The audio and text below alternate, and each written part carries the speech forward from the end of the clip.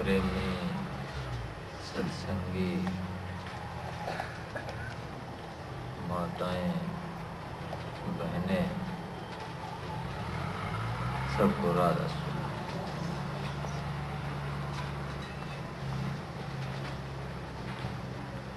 आज का दिन बड़ा भाग्य दिन है।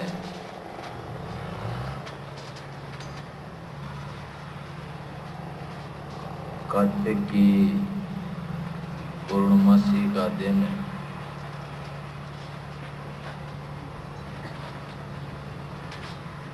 मेरे सतगुरु एक विशेष दिन के रूप में मनाते थे।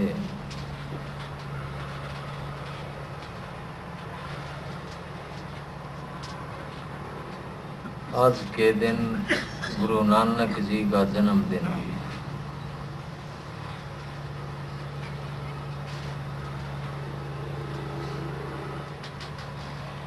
और मैं अपना भी जन्मदिन मानता हूँ आज का, क्योंकि आज के दिन हम सतगुरु के चरणों में पहुंचे थे।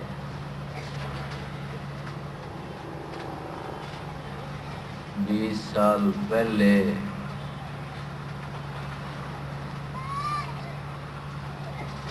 चौदह और 15 नवंबर का सत्संग था। वहां पर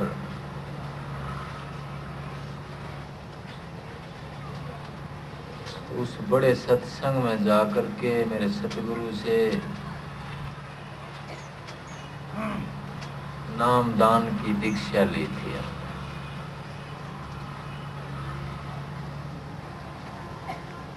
संत मत में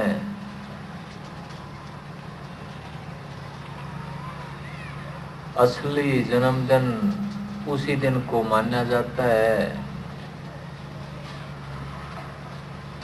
जिस दिन आदमी सतगुरु के चरणों में जाकर के अपना चोला बदलता है।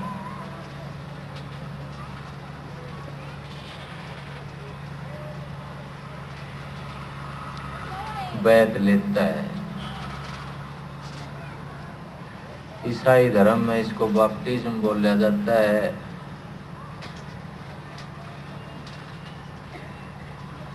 आत्मा का जन्म माना जाता है उसमें, कि आत्मा के रास्ते पर आदमी चलना शुरू करता है।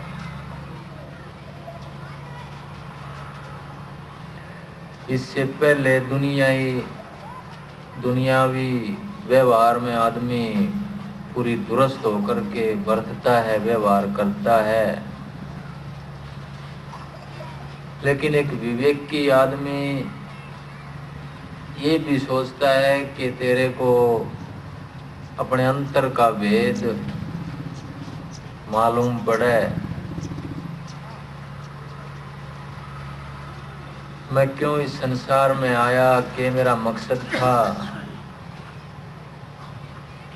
और वो असली भंडारा कौन सा है जहां से मैं निकल करके आया हूँ। आदि स्रोत, वो सनातन स्रोत कौन सा है जहां से मैं निकल करके आया हूँ।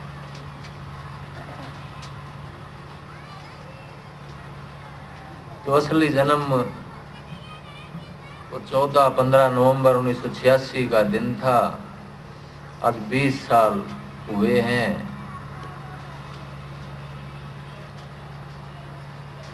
तो वाकई सतगुरु मिले,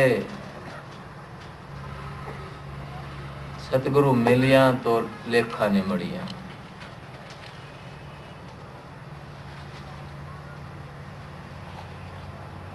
सतगुरु राजी तो करता राजी, काल कर्म की लगे ना बाजी। वो जीवन को बदल देते हैं सत्संगियों। एक जीवन की दिशा ही बदल जाती है, मैं कहता हूँ।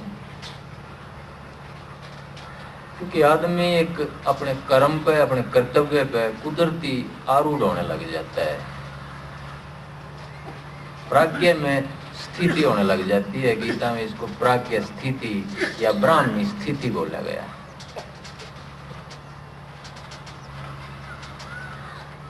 उससे गुजरती एक एक बरकत की दिशा में कदम बढ़ जाता है आदमी का, और जितना मिलता है उसमें संतोष होने लग जाता है उसको मानता हूं मैं जन्म हुआ।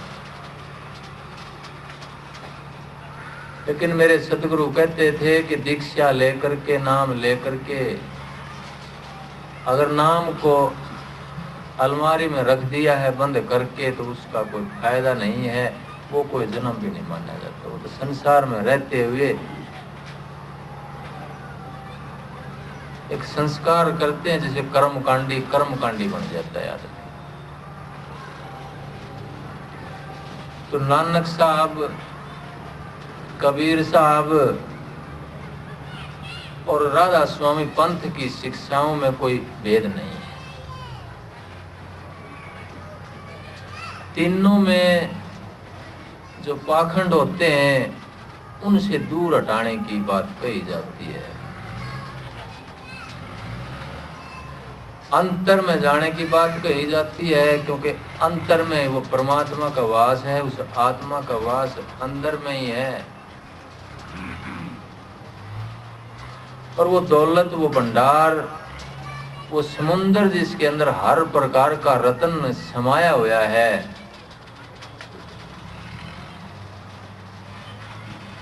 सत्संग शब्द संबंध है, जा में रतन समाए। सत्संग एक समुद्र के समान है जिसमें हर प्रकार का रतन, हर प्रकार की बरकत, हर प्रकार का भंडारा, हर चीज का स्रोत समाया रहता है। जो भी आस्था लेकर के आता है, जो भाव लेकर के आता है, उसका पोषण होता है। यहाँ पर कोई आवे भाव ले, कोई अभाव ले आओ, साधु दो को पोसते, भाव गणे न अभाव।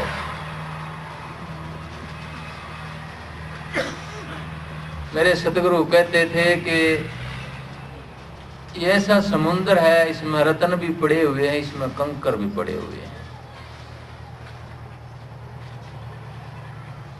बता रहा था मैं कि सत्संग शब्द संबंध है, जामे रतन समाए, मंद भाग मुट्ठी भरे कंकर हाथ लगाए। ये ऐसा समुंदर है, साधु भी ऐसा समुंदर का नाम है, सत्संग भी ऐसे समुंदर का नाम है कि जिसमें हर प्रकार के रत्न, हीरे, जवाहरात, आसक्ति अनासक्ति सब तरह का बीज मौजूद होता है। जैसे खेत में घास का बीज भी मौजूद होता है, और बीज बोते हैं तो बीज की फसल भी हो जाती है।